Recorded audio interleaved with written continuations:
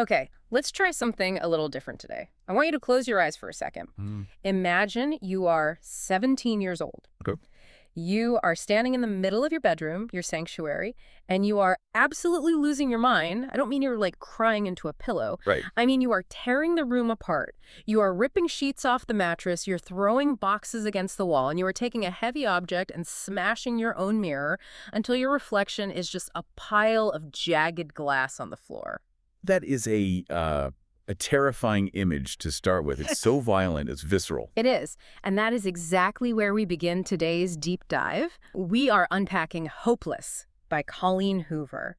And if you think the title implies some, mopey, sad teenage diary, you are in for a massive shock. Oh, absolutely. Because the story opens with a scream. It really does set a specific tone, doesn't it? I mean, we aren't starting with a meet cute or a classic first day of school scene. Not at all. We are starting with the emotional climax. We are seeing the protagonist, Sky, at her absolute breaking point. Exactly. The source material gives us this flash forward to Sunday, October 28th, 2012.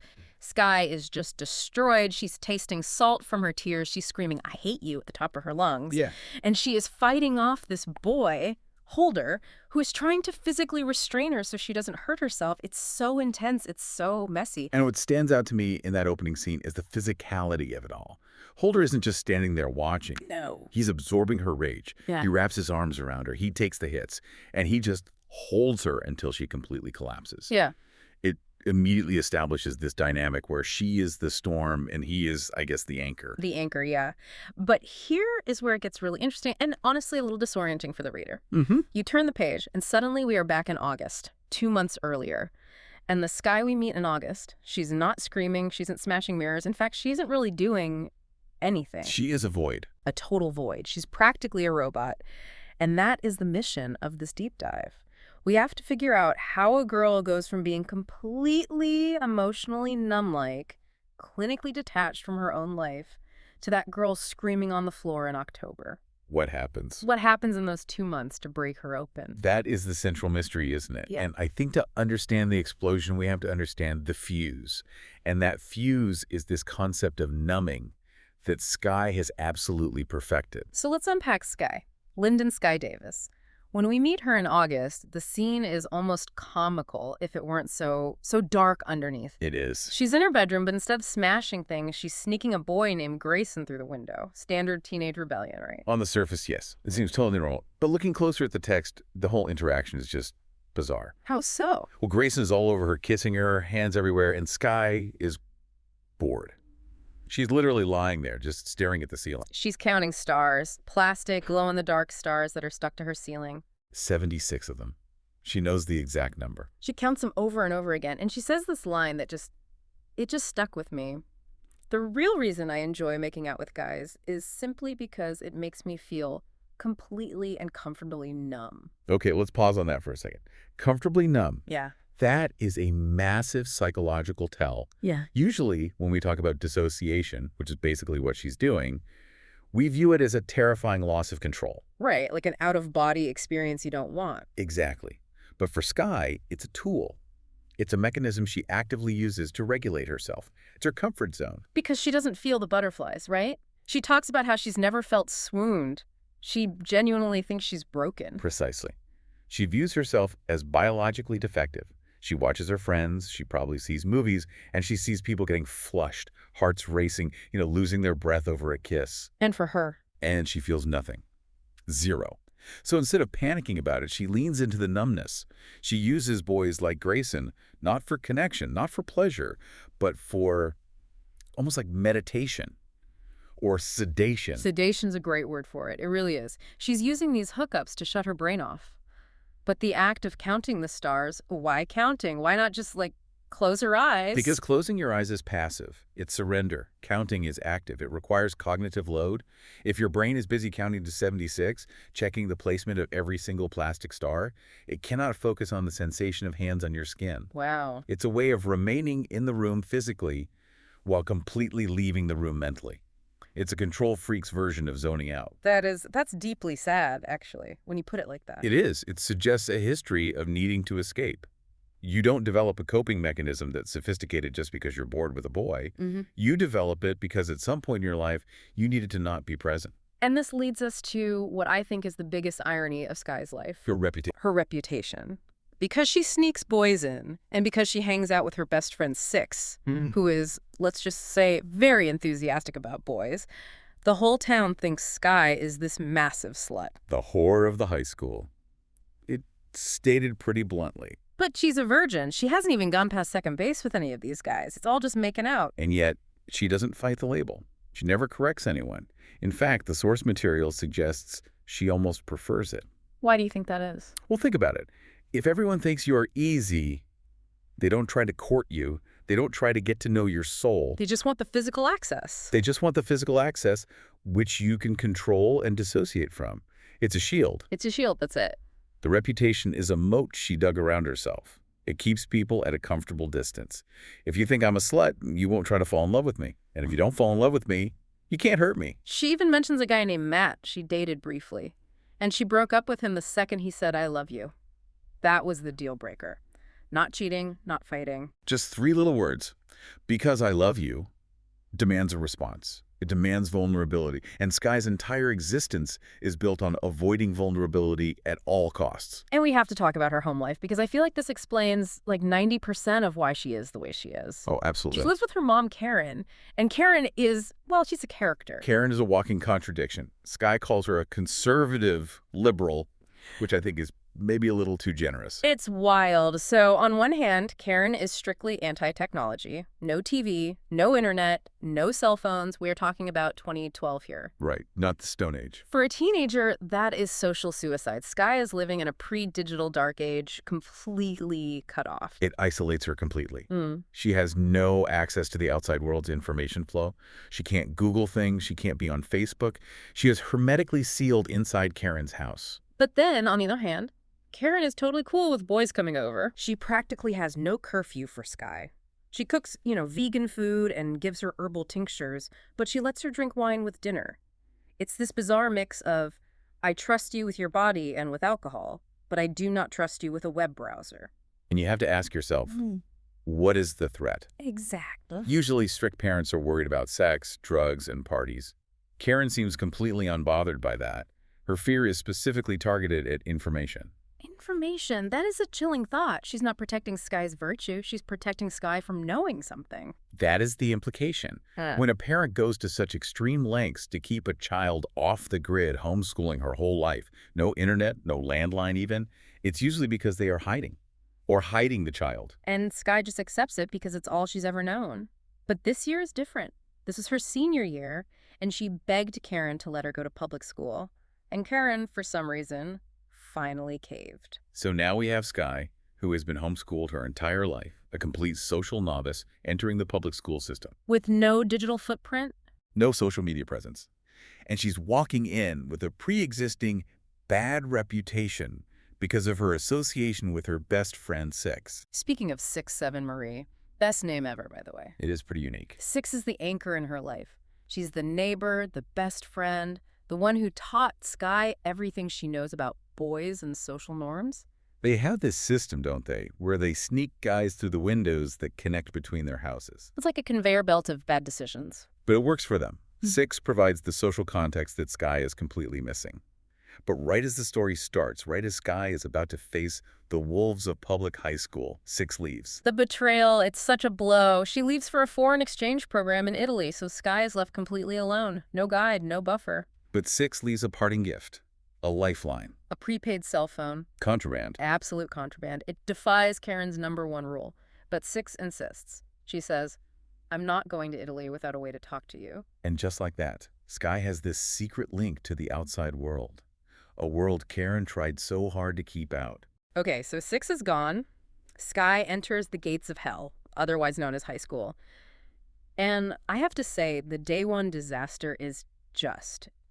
It's painful to read. It is brutal. Just absolutely brutal. She has this little map that Six drew for her with tips like, don't use the bathroom by the science lab and don't double strap your backpack. Which just goes to show you how out of touch Sky is with peer norms. She needs a manual for how to wear a bag. It's kind of heartbreaking. But then she gets to her locker And the bullying starts immediately. There's a sticky note on her locker. It reads, "Sorry your locker didn't come with a pole, slut." And they use the wrong your. And this is where I fell in love with Skye. I really did. Most people would cry. They'd be devastated. What if? Skyish. She stares at the note, and her first thought is, they spelled your wrong. It's the grammar police defense. It's brilliant. By focusing on their stupidity, she completely invalidates their cruelty. Right. She places herself above them intellectually. It's like, you can call me a slut, but at least I know the difference between your and your. Well, but then it escalates. It gets worse. She opens the locker, and it rains money. Someone stuffed her locker with single-dollar bills. Stripper money. And it's a public spectacle. The mean girl clique, they're standing right there, watching her. They're waiting. They are waiting for the tears. They are waiting for her to run away so they can laugh. They want a reaction. And she does not give it to them. She bends down, picks up the money, every single bill, shoves it in her pocket, looks them dead in the eye and says, "Tell your daddies I said thank you." That is a power move of the highest order. Isn't it? She takes the symbol of their insult, the money, and turns it into a resource. She literally profits from their bullying, and by bringing their daddies into it, she's flipping the script entirely. How so? She's implying, I have power over the men in your lives. I have power over your fathers. It's a comeback so sharp it leaves them speechless. It totally silences them, but it also isolates her even more, doesn't it? She's not just the slut now. She's the arrogant, untouchable slut. Which is exactly where she wants to be. Alone. Unbothered. No. Until she meets the only other person in the school who doesn't seem to care about the social hierarchy at all. But Brecken, the Mormon, the gay Mormon. The gay, adopted Mormon who wears hot pink shoes and black nail polish. He is fantastic. He just slides his lunch tray over to her table and basically says, "We are the outcasts. Let's form an alliance." And Skye, who is so used to being alone, she just accepts immediately. Brecken becomes her new six. But he's more important in a way. He is, because Brecken has the internet. He becomes her personal search engine. He knows the rumors, he knows the gossip, and he filters it all for her. He's her window to the world she was denied. So she has an ally. She's surviving school. But we can't talk about this story without talking about him, the catalyst, the enigma. Holder. Holder! Yes. Let's break down their first meeting, because it happens before school even starts. It's at a grocery store. And this scene, I mean, the tension is just off the charts. It is. Skye is there for her Vice Coca-Cola and Snickers. She's a sugar addict because her mom starves her of junk food. Which, I mean, relatable. So she's in line, and she sees this guy, Holder, and there's this girl, Shayla, who is just throwing herself at him, shameless flirting. And Holder is icing her out completely. He is dismissive, he's rude, he clearly has no patience for superficiality, but then he turns and he sees Skye. And Skye, our girl of numbness, our girl who counts the 76 stars, she freaks out. She does. She feels a hot flash. She thinks she's getting the flu. She literally misinterprets biological attraction as a stomach virus. It's unbelievable. That is how disconnected she is from her own body. She doesn't know what lust or attraction feels like, so her brain just defaults to, I must be sick. But look at Holder's reaction. This is the key. He stares at her, but it's not the, hey baby look. Skye describes it as contempt mixed with confusion. Contempt is such a strong emotion for a stranger. It is. You don't look at a random girl in a grocery store with contempt. You look at an enemy that way, Yeah. or a ghost. Ooh, a ghost. Hold that thought. Because then he gets aggressive. She tries to leave, and he physically stops her car door from closing. Which, let's be very clear, is terrifying behavior. It's predatory. He invades her personal space. He demands to know who she is. He is just vibrating with this intensity that Skye has never, ever encountered before. And she tries to lie. She's smart. She gives him a fake name. But he spots her ID on the seat. He picks it up, and he reads the name, Lyndon Skye Davis. And that is the pivot point. The moment he reads the name Lyndon Skye Davis, all the aggression just vanishes. It's like a balloon deflating. Skye says he looks resigned or disappointed. He says, "My mistake," and lets the door go. My mistake, as if he thought she was someone else. But here is the question. Was he looking for a different face? No. He recognized the face. He was looking for a different name. That gives me chills just thinking about it. So he sees her face, thinks he knows her, checks the ID, sees a name he doesn't recognize, and backs off. But he's still furious. As she drives away, she sees him punch the hood of a car. Just smashes it. The guy is a walking pressure cooker. And that is when Skye notices the tattoo on his forearm. One word: hopeless. It's a brand. It's not just a tattoo. Skye thinks it's ironic. Like, great, the one guy I ever have a physical reaction to is some high school dropout who labeled himself hopeless. But words have so much power in this story. To tattoo hopeless on your body, that isn't a fashion statement. That is a declaration of identity. It suggests he has given up.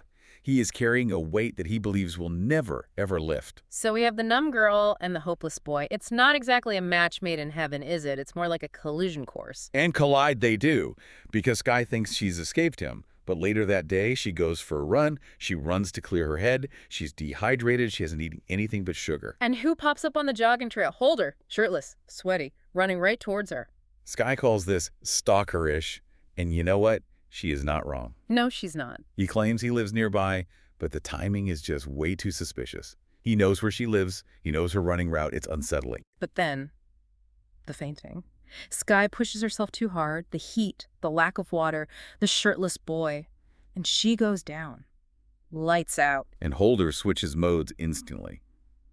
The angry car-punching guy is gone. The caretaker appears. Yes. He scoops her up. He carries her into her house. He meets Karen. And this is what makes Holder so confusing for Skye and for the reader. He charms Karen. He introduces himself as Dean. He says, I live nearby. I'll run with her every morning to keep her safe. He completely maneuvers himself right into her daily routine. He is strategic. He sees an opening safety, and he takes it. But notice what happens when he sees the bruise on Skye's eye. Oh, yeah. She got it from 6, elbowing her in the face by accident. Totally innocent. But Holder, he goes dark. He touches her face. He gets so intense. Who did this to you? Would you tell me if someone was hurting you? That is hypervigilance. He isn't just asking a polite question. He is scanning for abuse. Yeah. It suggests he has a history with it. He's projecting his own trauma onto her, assuming that because she is hurt, someone must be hurting her. He is angry for her before he even knows her. It's this protective instinct that overrides everything else. Which is so confusing for Skye, because she's used to boys who just want to make out. She isn't used to boys who, actually care about her safety. So school starts. Holder shows up in her class. Of course he does. And we find out he's been in juvie for a year. The bad boy reputation is now 100% confirmed.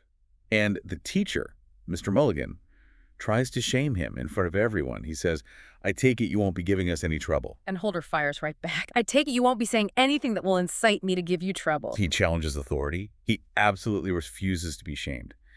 And then he looks at Skye in the back of the room and winks. The wink. It's such a claim, isn't it? He's marking his territory. He's telling her, I see you. We are in this together.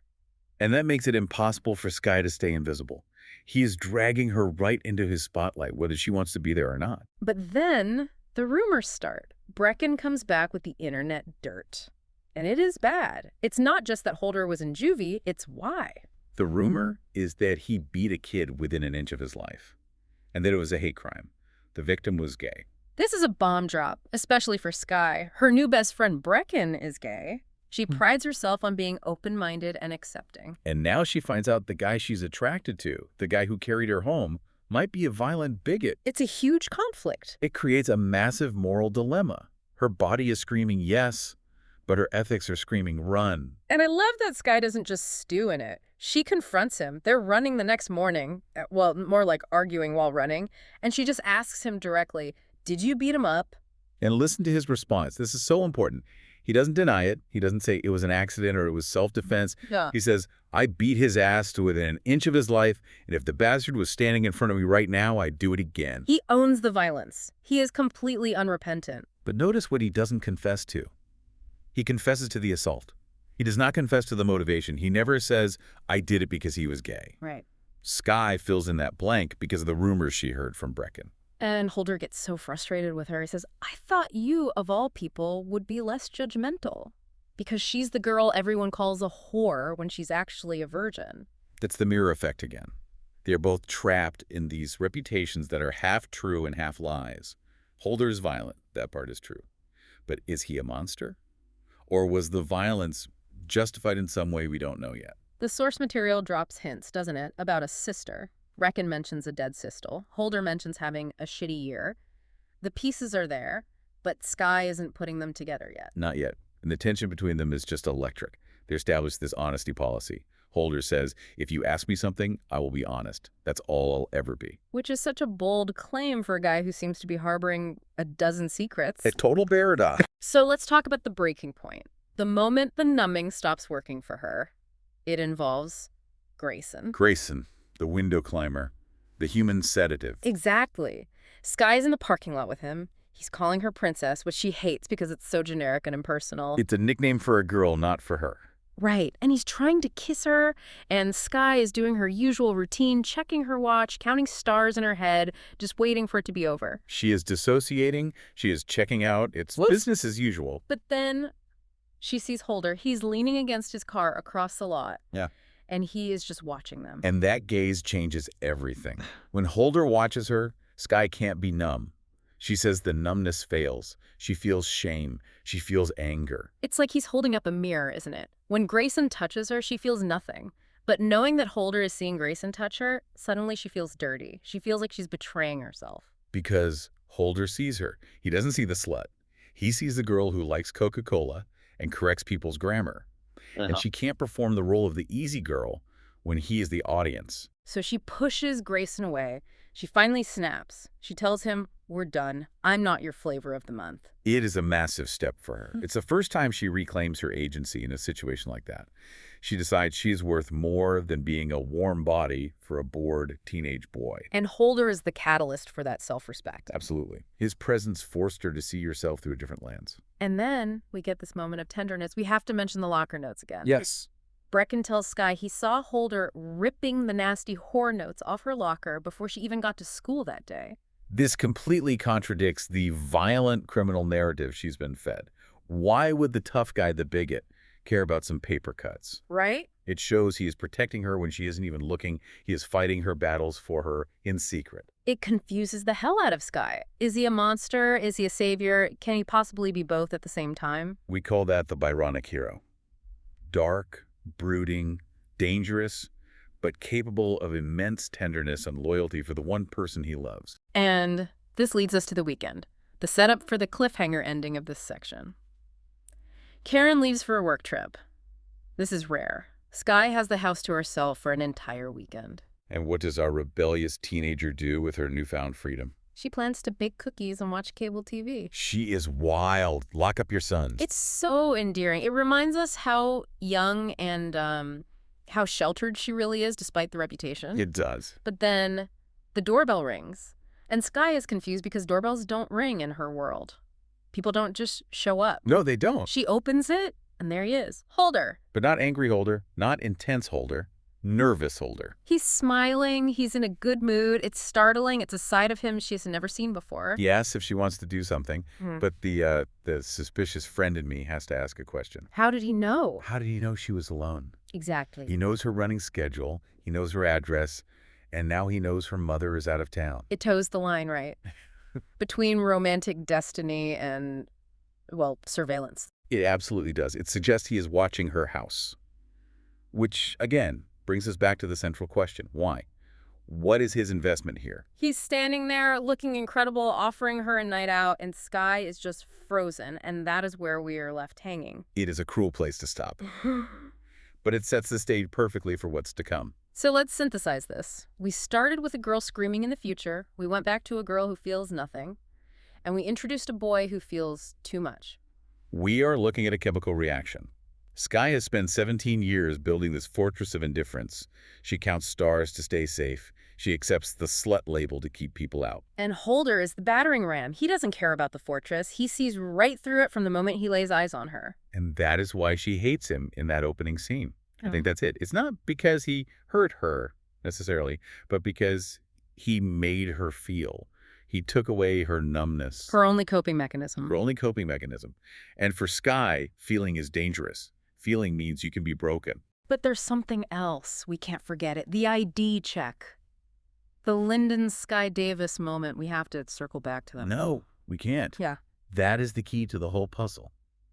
Holder acts like he knows her. He looks at her with the familiarity of a ghost.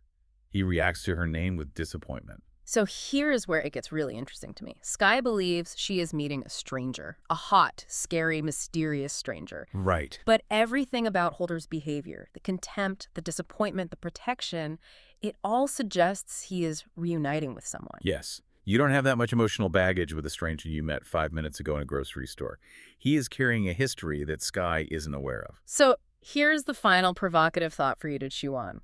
We know Skye is adopted. Mm-hmm. We know she has no memories of her life before age 5. We know her mom, Karen, hides her from the world and from information. And we know Holder has a tattoo on his arm that says, hopeless. Is Skye's numbing just a teenage quirk? Or is it a deeply ingrained survival tactic for a trauma she doesn't even remember? Is her brain protecting her from a past that Holder is about to unlock? And if Holder is the key to that past, is he saving her? Or is he the one who's going to destroy her and cause that scene from the beginning? Chills, absolute chills. If you haven't read Hopeless, you need to find out why she smashes that mirror. Indeed. The truth is often sharper than glass. Thanks for diving deep with us today. Watch out for those glowing stars. Goodbye.